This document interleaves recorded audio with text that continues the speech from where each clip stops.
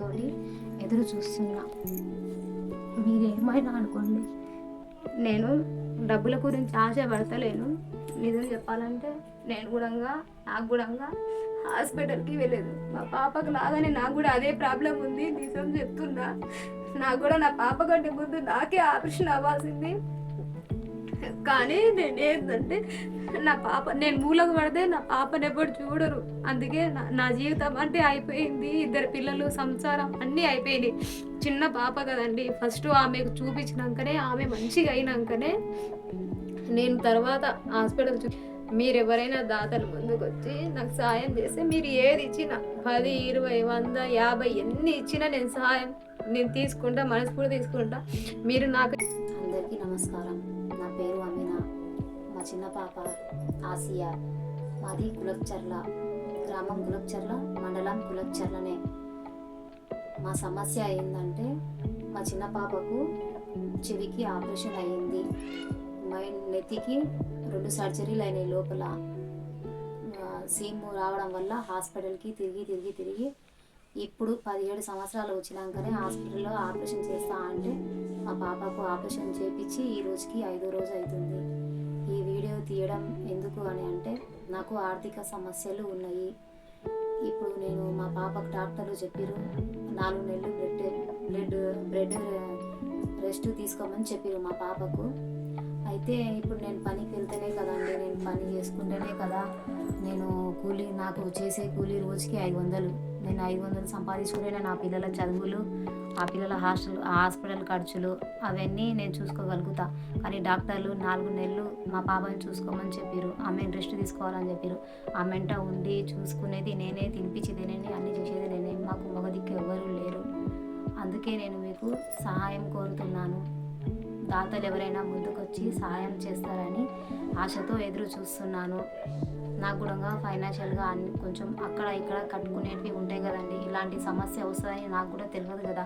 రోజు పని చేసుకుంటే మేము వారం కట్టుకోవచ్చు ఆడ ఈడ అని ఆశతోనే రోజు పనికి వెళ్తాం, మట్టి పనికి.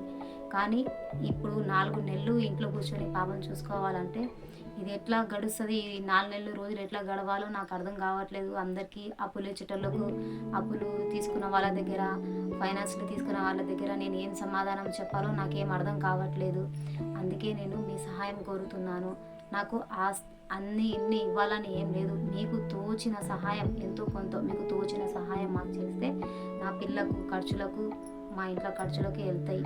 ఏదో ఒక దానికి నాకు కూడా సహాయం అవుతాయని ఆశిస్తున్నాను. నాకు ఈ 4 నెలలు మీరు మద్దతు చేసి, మీరు ఏది ఇచ్చినా తీసుకుంటా. ఇంట్లో తిన్నీకి కూడా లేవండి. ఉన్నాయి, కోట బియ్యం ఉన్నాయి, లేవని కాదు. కానీ బియ్యం ఒకటి ఉంటే సరిపోదు కదండి. నూనె, ఉప్పు, కారం అన్నీ కావాలి. పిల్లకి పాల నుంచి బ్రెడ్ వరకు ఎంతో కొంత కొంచెం మటన్ కీమా లాగానైనా చేసి పెట్టాలి కదా. అదే నేను ఇప్పుడు పని చేసుకుంటే మా పాపను ఎవరైనా చూసుకుంటే నేను చేయగలను. కానీ నేను పనికి పోయే పరిస్థితి నాకు లేదు. అందుకే మీరు నాకు ఈ 4 నెలలు నాకు సహాయం చేస్తే, నాకు మద్దతు ఎవరైనా ముందరికి వచ్చి మీది ఏది ఇచ్చినా నేను చేయి సాపుతా. నా పిల్లల్ని నేను చూసుకుంటా. నేను 2వ వీడియోలో రావద్దనుకున్నా, కానీ శ్రీదేవి మేడం ఒకసారి నాకు సహాయం చేసి నా ప్రాణాలు బతికించింది. మీరు కూడా ఇంతకుముందు ఆ వీడియో చూసిండొచ్చు. కానీ ఇది 2వ వీడియో. ఈ వీడియో హాస్పిటల్ వీడియో మళ్ళీ ఎందుకు పెట్టవలసి వస్తుందంటే, ముందుకు చేసే దాతలు ఎవరైనా వస్తారు అని ఆశతోటి ఈ హాస్పిటల్ వీడియో, మా పాప వీడియో 1కి 4 సార్లు పెట్టడం జరిగింది. ప్లీజ్ ఎట్లనైనా మాకు సహాయం చేయండి. నాకు సాయం చేయనికే మీరు కొంచెం ఎవరైనా ముందుకు వస్తారని ఆశతోటి ఎదురు చూస్తున్నా. మీరేమైనా అనుకోండి, నేను డబ్బుల గురించి ఆశ పడతలేను. నిజం చెప్పాలంటే నాకు కూడా హాస్పిటల్కి వెళ్ళలేదు. మా పాపకు లాగానే నాకు కూడా అదే ప్రాబ్లం ఉంది. నిజం చెప్తున్నా, నాకు కూడా నా పాప కంటే ముందు నాకే ఆపరేషన్ అవ్వాల్సింది. కానీ ఏంటంటే నేను మూలకు పడితే నా పాపని ఎప్పుడు చూడరు. అందుకే నా జీవితం అంటే అయిపోయింది. 2 పిల్లలు, సంసారం అన్నీ అయిపోయినాయి. చిన్న పాప కదండి. ఫస్ట్ ఆమెకు చూపించినాకనే, ఆమె మంచిగా అయినాకనే నేను తర్వాత హాస్పిటల్